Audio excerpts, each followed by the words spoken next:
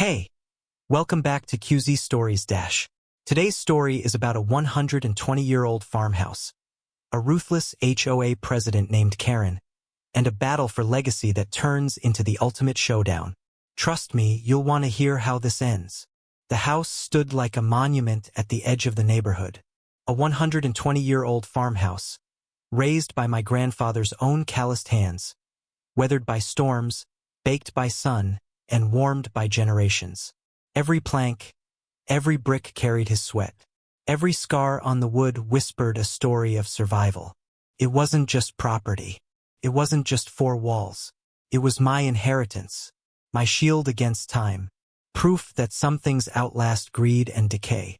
But to Karen, the self-appointed queen of the HOA, it was nothing more than territory to conquer.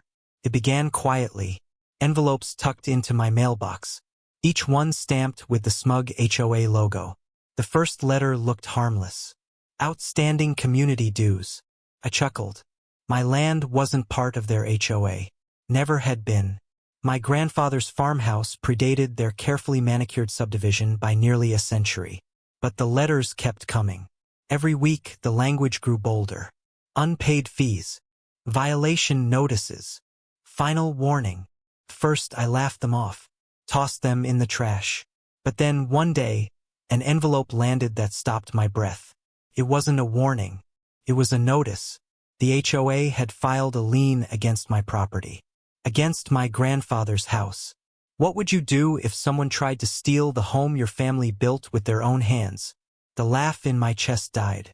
I stormed across the street, letters clutched in my fist. Karen was in her yard, barking orders at a landscaper like she was directing an army.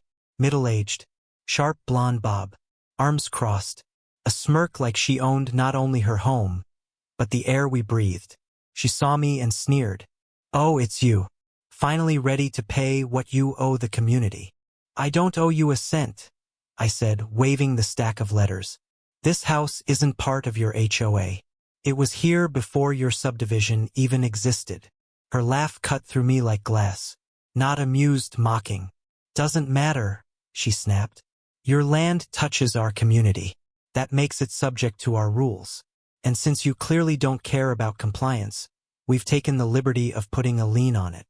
Her arrogance hit me harder than any threat. She was rewriting reality with sheer confidence. I clenched my jaw, forcing myself not to shout.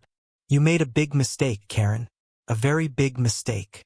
Would you stand your ground here, or walk away before things escalated?" The very next morning, I was at the county courthouse. The clerk, a tired woman with weary eyes, glanced over my case. "Yes," she said, shuffling papers. "They filed a lien. Happens more than you'd think. HOA boards get bold." She leaned closer, lowering her voice. "If your land was never annexed into their covenant, you can fight this. But you'll need proof." Lucky for me, I had proof.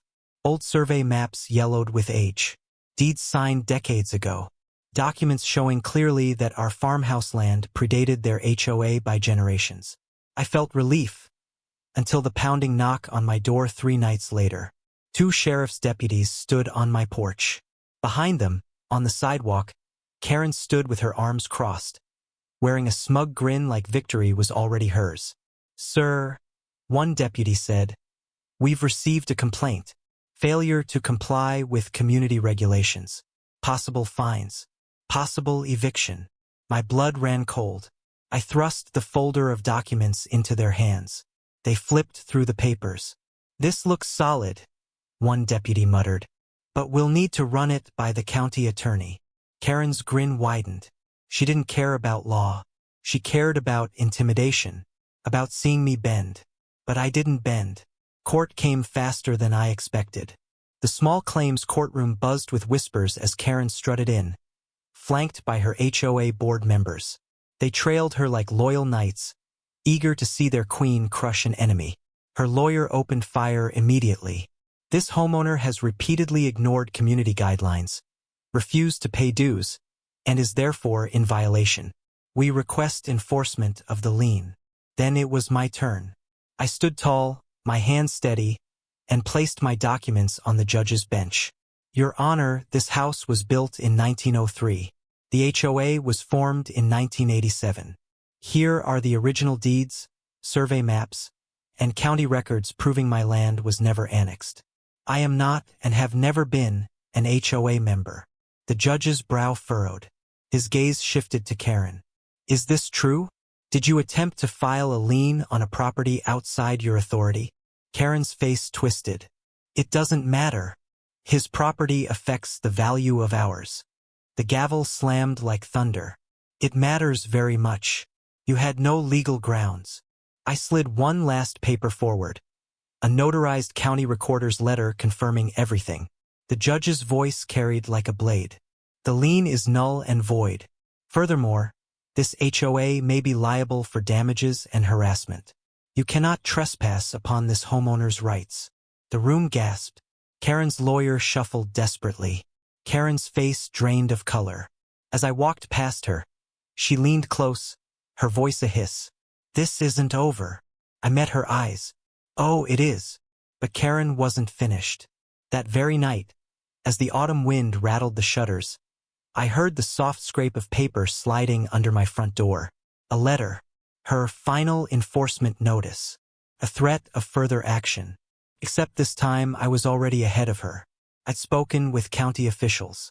Any new attempts would cross the line into fraud. Criminal charges. I filed the letter with the sheriff the next morning. By week's end, the deputies weren't standing on my porch. They were at hers. Word spread like wildfire. Neighbors who once stayed quiet began talking.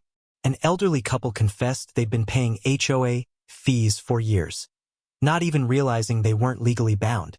Another man admitted Karen had threatened him with compliance notices if he didn't keep his shutters painted to her liking. Her empire of intimidation unraveled thread by thread. By the end of the month, Karen was forced to resign as HOA president. Some said she left town altogether. Others whispered she was hiding in shame. Her board scattered, embarrassed. Some even came to my porch, offering apologies. For the first time in years, the air around my farmhouse felt lighter. I stood on the porch one evening, the same porch my grandfather built with little more than grit and faith, and looked out at the land. The wood creaked beneath my boots, but it stood strong, just as it always had. No more liens, no more threats, no more Karen. Neighbors stopped by, not with demands, but with pies, kind words, or quiet respect. Fear no longer gripped them. They had seen Karen fall. They had seen that bullies only win when no one stands up. I ran my hand across the railing, whispering softly, "This legacy doesn't bow to tyrants. Not then. Not now." The farmhouse seemed to exhale, its walls free of the suffocating weight of threats and false authority. For over a century, it had stood tall against storms, winters, and time itself.